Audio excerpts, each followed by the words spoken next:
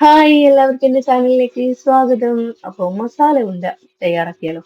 അതിന് വേണ്ടിയിട്ട് അരിപ്പൊടിയും അതുപോലെ കുറച്ച് പുട്ടുപൊടിയും പിന്നെ ആവശ്യത്തിന് ഉപ്പും ചേർത്ത് വെള്ളം ഒഴിച്ച് ഒന്ന് കുഴച്ചെടുക്കണം.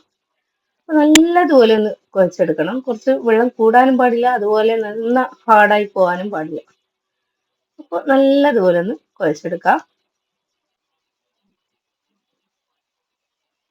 അപ്പോൾ ഈ ഒരു ടെക്സ്ചറിൽ കുഴച്ചതിന് ശേഷം കുറച്ച് നേരം ഒന്ന് റെസ്റ്റ് ചെയ്യാൻ വെക്കാം. അപ്പോൾ ഇനി വേണ്ടത് മസാലക്ക് തയ്യാറാക്കാൻ വേണ്ടിയിട്ട് കൊഞ്ചനൊന്ന് ഫ്രൈ ചെയ്തെടുക്കണം. അതിന് മഞ്ഞൾപ്പൊടിയും മുളക് പൊടിയും ആവശ്യത്തിന് ഉപ്പും ചേർത്ത് ഒന്ന് ഫ്രൈ ചെയ്തെടുക്കുക. അതുപോലെ മസാലക്ക് വേണ്ടിയിട്ട് സവാള, പച്ചമുളക് ചെറുതായിട്ട് കട്ട് ചെയ്ത്, അതുപോലെ കറിവേപ്പിലയും ചെറുതായിട്ട് കട്ട് ചെയ്തത്, വെളുത്തുള്ളി ഒന്ന് ചതച്ച് എടുത്തത് കേട്ടോ.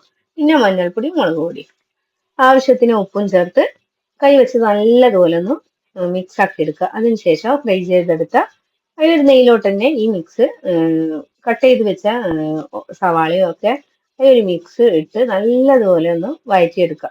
നല്ലതുപോലെ ആയ സവാളയിലുള്ള വെള്ളമൊക്കെ വറ്റി വരണം.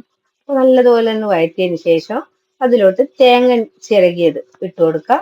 അതുപോലെ ഈ ഫ്രൈ ചെയ്തെടുത്ത കൊഞ്ചം ഇട്ട് കൊടുക്കുക. എന്നിട്ട് നല്ലതുപോലെ ഒന്ന് മിക്സ് ആക്കി എടുക്കുക.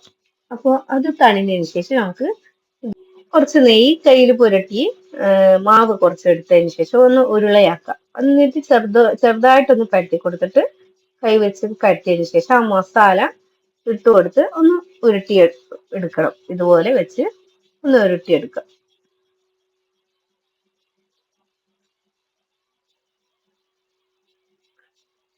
നല്ലതുപോലെ ഒന്ന് പ്രസ്സാക്കിയിട്ട് ഉരുട്ടിയെടുക്കണം.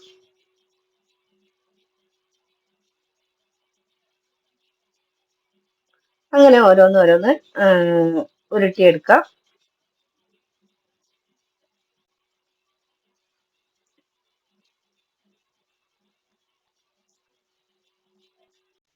അതിനുശേഷം ആവശ്യമ്പില് വേവിച്ചെടുക്കാം. അപ്പോൾ ഇതുപോലെ വെച്ചിട്ട് അടച്ചു വെച്ചിട്ട് ഒന്ന് വേവിച്ചെടുക്കാം. നല്ല അടിപൊളിയായിട്ട് വെന്ത് വന്നിട്ടുണ്ട്.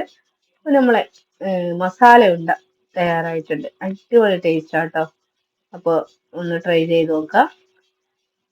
നല്ല ആ ഒരു കൊഞ്ചിന്റെ ടേസ്റ്റ് നല്ല ടേസ്റ്റ് ആയിരിക്കും. അതുപോലെ കൊഞ്ച് മാത്രമല്ലാണ്ട് ചിക്കൻ വെച്ചിട്ടും ബീഫ് വെച്ചിട്ടും ഒക്കെ ആക്കിയെടുക്കാം.